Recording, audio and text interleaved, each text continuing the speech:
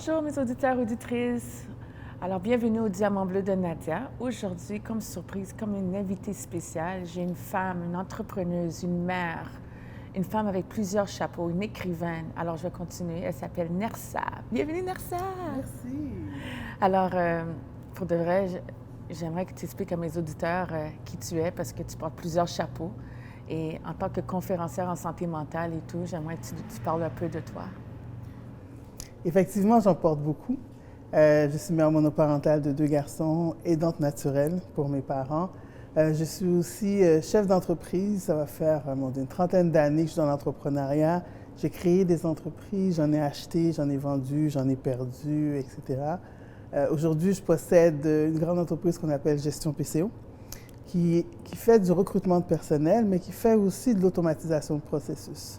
J'ai un bac en informatique de gestion, je suis en train de faire une maîtrise en gestion de projet. J'ai rédigé 3 livres, dont 2 sur la gestion de projet et 1 sur la poésie. Wow! Est-ce que c'est ton livre qui est là en ce moment? Non, OK. non, c'est pas lui. Celui-là, c'est la gestion de projet pour OK. entrepreneurs. Oui.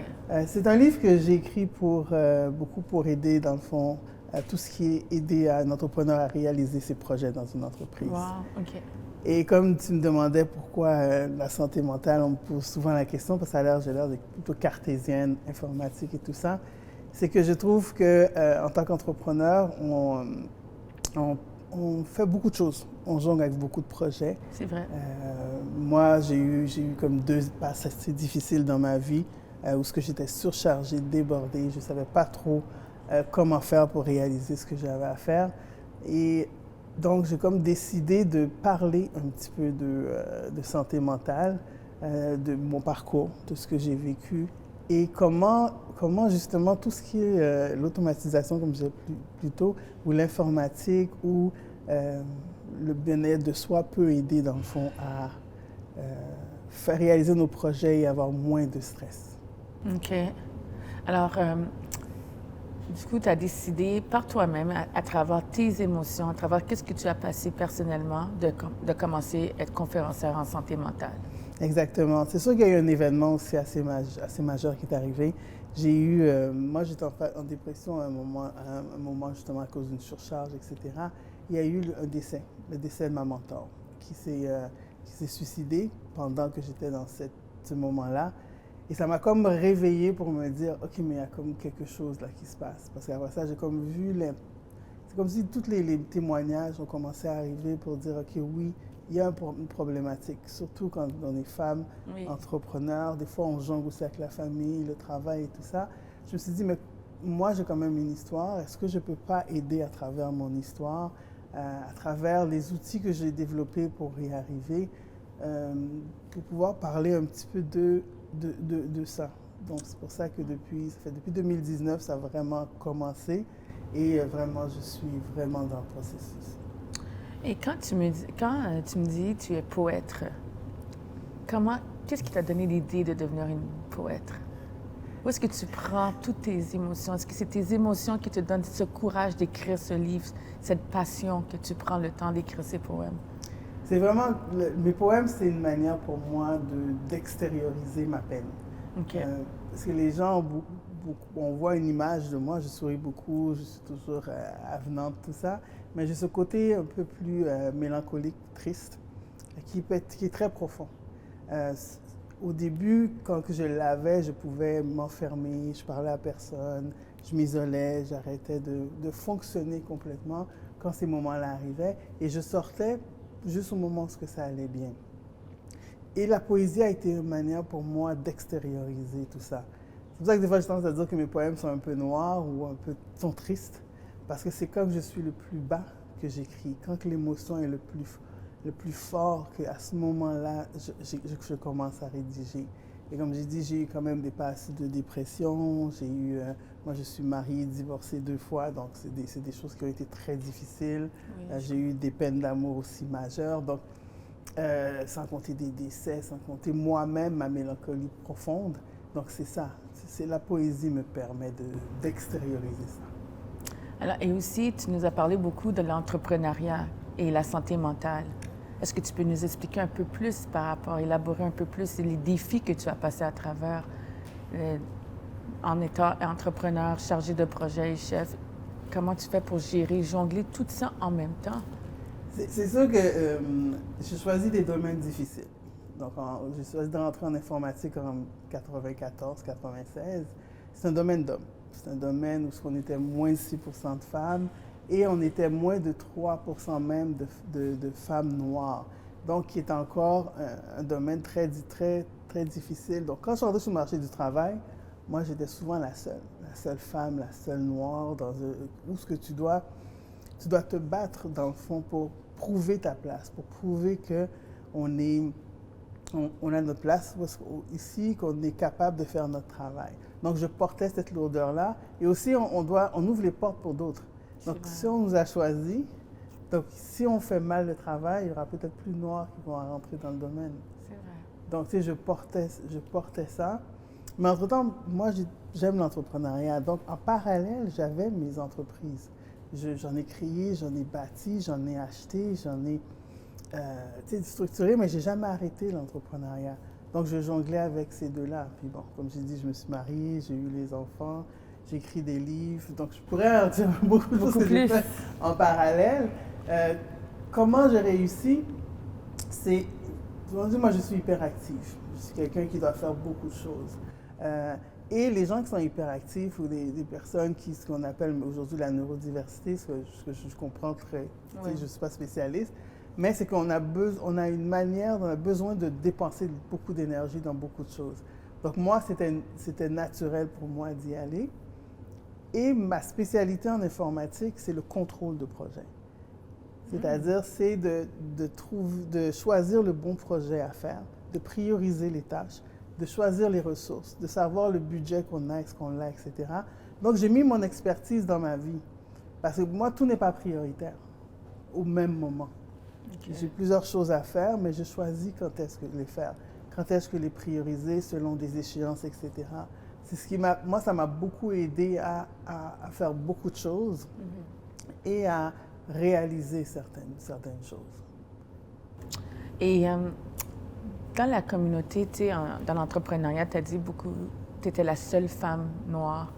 Est-ce que toi, en étant la seule femme noire, est-ce que tu en as vécu le racisme systémique? Est-ce que tu as vécu les gens le rejet ou les jugements des autres en étant la seule femme féministe dans le domaine?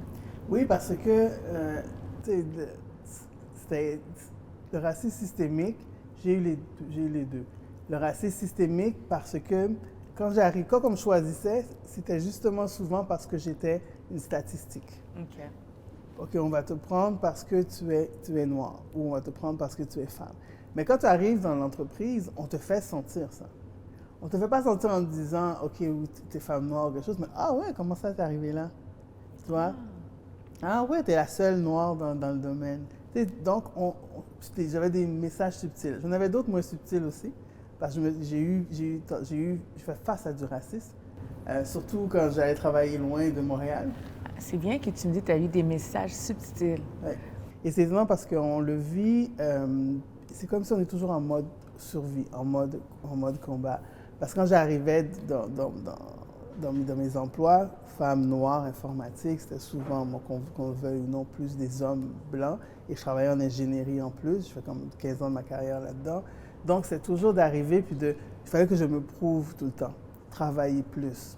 S'assurer que j'étais compétente pour un travail pourtant qu'on m'avait embauché.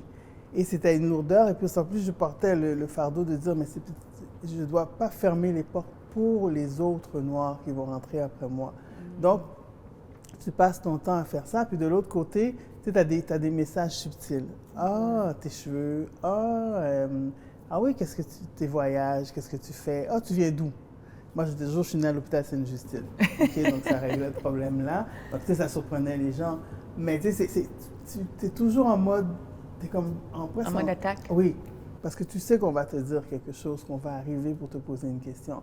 Ça, c'est les subtils, mais il y en a qui ne sont pas subtils non plus. Il y en a qui arrivaient réellement plus au niveau... Ça, c'était plus du racisme directement sur ta personne. Oui, on en a vécu, oui, j'en ai vécu quand j'étais jeune, mais même au travail, À un moment donné, j'ai dû aller voir ma supérieure pour dire, OK, bon, là, c'est assez, là. Donc, est-ce que tu peux faire quelque chose? Puis le groupe a eu effectivement une réprimande. Mais tu sais, on est dans les années 2000, on parle. Donc, Oui, je comprends. Et les enjeux, Nersa, en tant que maman monoparentale que tu es et tout, les enjeux de ta santé mentale, comme avec mes auditeurs, auditrices qui écoutent cette émission en ce moment, parce que tu sais, tu es une entrepreneuse et tu parles de tous les enjeux que tu as passés à travers. Mais une maman monoparentale qui t'écoute en ce moment, avec tous les enjeux de ton quotidien, dans ton travail, par rapport à la santé mentale, comment tu as pu gérer? Comment tu as géré tout ça en même temps? Est-ce que tu t'es fait Est-ce que tu as suivi des thérapies? Parce qu'on s'entend dans la diversité, il y a beaucoup de personnes qui ne veulent pas suivre des thérapies. Alors, quels étaient tes enjeux par rapport avec ça? Ouf, c'est un gros sujet. Parce qu'il y a eu beaucoup d'enjeux. C'est surtout, aujourd'hui, je vais expliquer, aujourd'hui, je suis dans un autre état d'esprit, mais j'avais beaucoup de culpabilité. Parce que moi, j'ai manqué beaucoup de choses. Donc, j'avais la culpabilité de... Je suis dans une réunion, il y a une pratique de soccer. J'ai manqué, par exemple, la réunion pour que mon fils puisse aller faire sa première communion. Et tu viens à manquer des éléments qui sont importants dans la vie de l'enfant. Comme mon fils, mon plus vieux, il a 18 ans, puis il me dit, c'est samedi soir, tu es encore en train de faire un rapport. Il a 18 ans.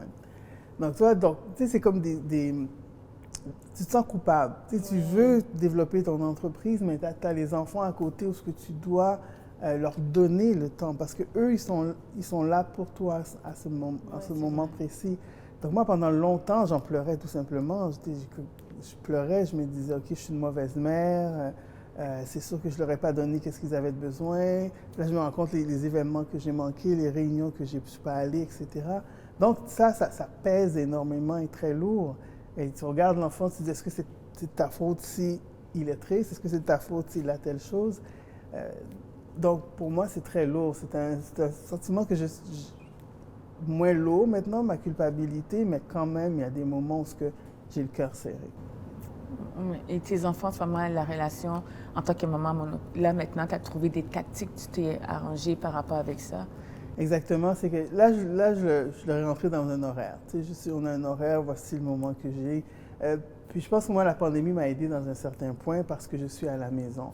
Donc, j'ai mis mon bureau dans le salon. Mes enfants, tous mes clients connaissent mes enfants parce qu'ils vont passer, ils vont me dire bonjour, tout ça. C'est au moment où je me suis dit, je suis en quand même contact avec eux. Et j'essaye de leur parler, de discuter avec eux, c'est quoi leurs besoins, etc. Mais une chose que j'ai appris pour moi, c'est que j'ai une phrase que je me dis, je vais toujours manquer des choses parce que j'ai décidé de faire plusieurs choses. Okay. Donc, si je manque un match, si je manque une pratique, si je manque une réunion, je me dis une phrase, c'est je le manque parce que je veux faire beaucoup de choses, mais je ne peux pas faire tout. C'est une très belle phrase. Ouais. Ouais. Hein? C'est vraiment bien dit, pour de vrai, parce que des fois, on se sent on se culpabilise beaucoup parce qu'on ne fait pas assez pour nos enfants et on se pense qu'on n'est pas assez bon. Et pour moi, je trouve que c'est wow.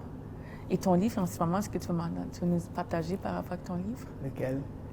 Les trois livres que tu as sortis. Oui. Mais donc, dans le fond, le premier, j'ai sorti le contrôleur de projet. Ça, c'est le métier que je suis un petit peu avant que j'ai fait.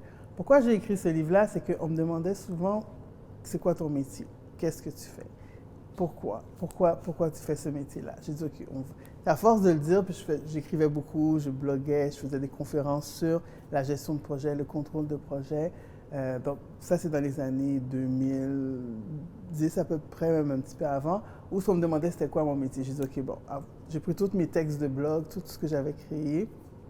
J'ai été voir des spécialistes avec moi et j'ai créé un livre, et c'était le premier quand je l'ai sorti, sur vraiment le rôle du PCO. Wow.